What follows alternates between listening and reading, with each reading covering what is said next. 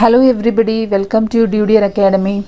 In this video, I am going to explain the important multiple choice questions with the explanation of the answers from endocrine system.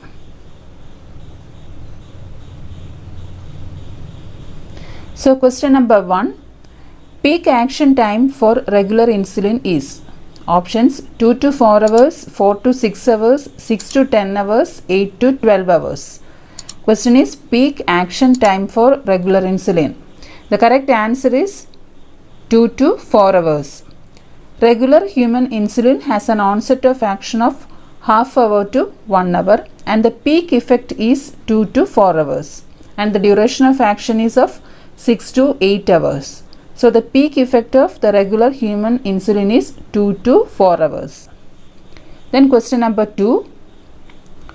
Somatostatin is secreted by dash cells in pancreas. Options alpha cells, beta cells, delta cells, gamma cells. Somatostatin is secreted by dash cells in pancreas. The correct answer is delta cells. Somatostatin or growth hormone inhibiting hormone. It is a peptide hormone and it is produced by delta cells of islets of Langerhans in the pancreas. And the alpha cells secrete glucagon, beta cells produce insulin and gamma cells produce pancreatic polypeptide. Then next is question number 3. Which is the most sensitive measure of thyroid function? Options TSH, free T4, free T3, all of the above. Question is which is the most sensitive measure of thyroid function? Correct answer is TSH. TSH is recognized as the sensitive indicator of thyroid status and thus TSH assays have been widely used or widely adopted as the frontline thyroid function test. So here the right answer is TSH. Then question number 4. Moon phase is indicative of options hyperthyroidism, Cushing syndrome, Addison's disease, hyperparathyroidism. Moon phase is indicative of. The right answer is Cushing syndrome. Moon phase occurs when extra fat build up on the sides of the face. It is often related to obesity but it can be from Cushing syndrome. So Cushing syndrome occurs from exposure to high cortisol levels for a long time. Cushing syndrome occurs from exposure to high cortisol's level for a long time. So moon phase is indicative of Cushing syndrome. The next question. The most important sign of tetany is options muscle rigidity, respiratory tract spasm, restlessness and irritability, voluntary muscle contraction. The most important sign of tetany is. The correct answer is muscle rigidity. Tetany is a symptom characterized by muscle cramps, muscle rigidity and spasm and tremors. So these repetitive actions of the muscles happens when muscles contract uncontrollably. And the common cause of tetany is very low levels of calcium in the body. So here the most important sign of tetany is muscle rigidity. Then question number 6. Which of the following electrolyte imbalance is seen in SIADH, that is syndrome of inappropriate secretion of antidiuretic hormone? Options hyponatremia, hypernatremia, hypokalemia, hyperkalemia. The right answer is hyponatremia. So syndrome of inappropriate secretion of ADH is a disorder of impaired water excretion caused by the inability to suppress the secretion of ADH or antidiuretic hormone. So if water intake exceeds the reduced urine output, water retention occurs and that lead to the development of hyponatremia. So here the right answer is hyponatremia.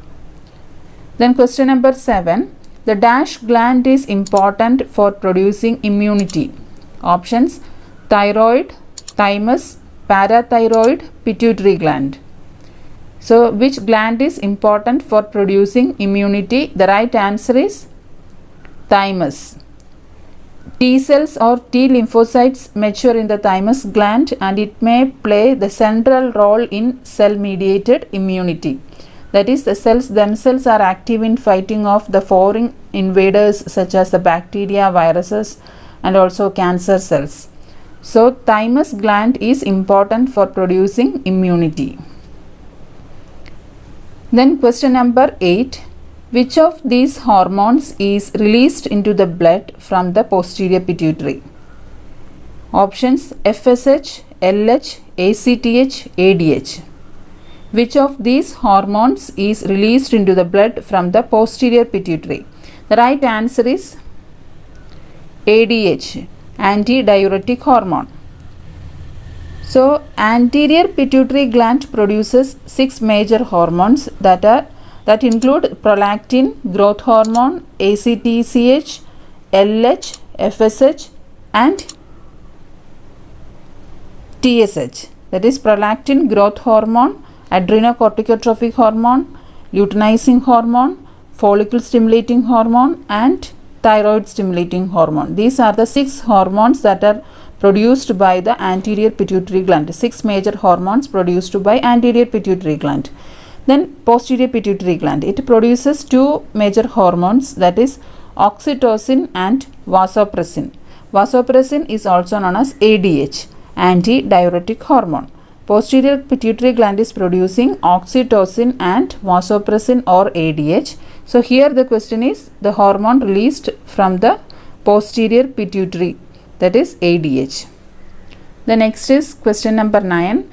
The level of sodium in the blood is regulated by the secretion of options: insulin, aldosterone, cortisol, ACTH. The level of sodium in the blood is regulated by the secretion of.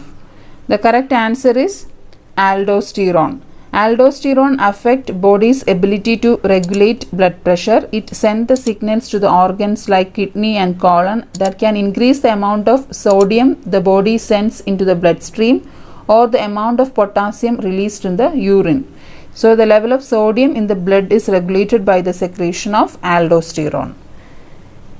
Then question number 10. Which is most involved in milk production? Options: oxytocin, progesterone, prolactin, estrogen.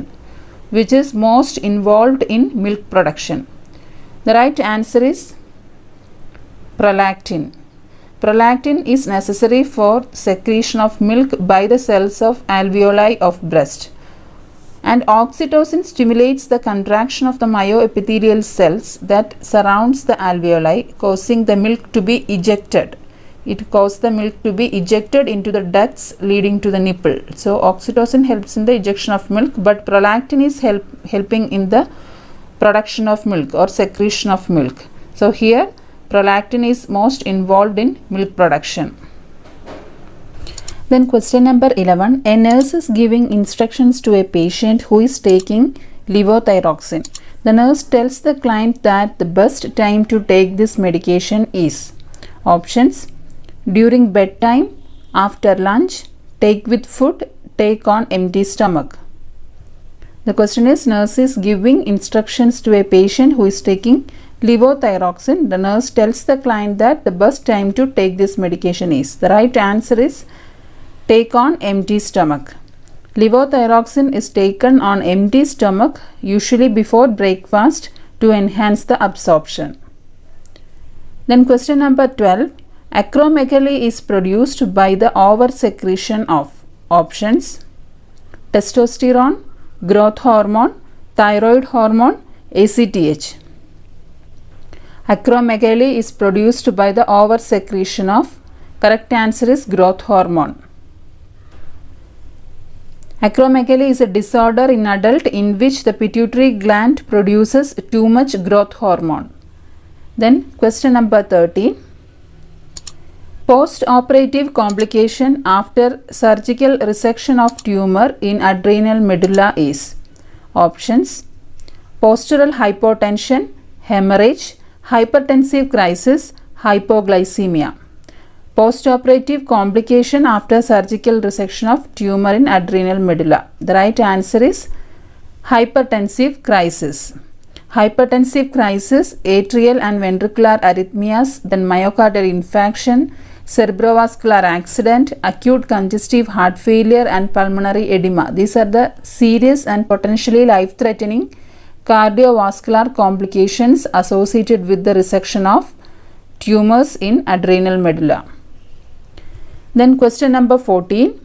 Acute life-threatening complication of DM is. Acute life-threatening complication of diabetes mellitus is. Options: diabetic nephropathy, diabetic retinopathy, diabetic neuropathy, hypoglycemia. The right answer is hypoglycemia. Acute complications of DM include hypoglycemia, DKA, diabetic ketoacidosis, and hyperglycemia, and also hyperosmolar non-ketotic coma. All others are chronic or long-term complications of DM, that is diabetic nephropathy, diabetic retinopathy and diabetic neuropathy are chronic or long-term complications of DM. So here the right answer is hypoglycemia. Then question number 15. The hormone involved in the ejection of milk from a lactating mammary gland is. Options: prolactin, growth hormone, FSH, oxytocin. The hormone involved in the ejection of milk from a lactating mammary gland. Right answer is oxytocin. Oxytocin helps in the ejection of milk from the mammary gland, and prolactin help in the secretion or production of milk. So thank you for watching the video.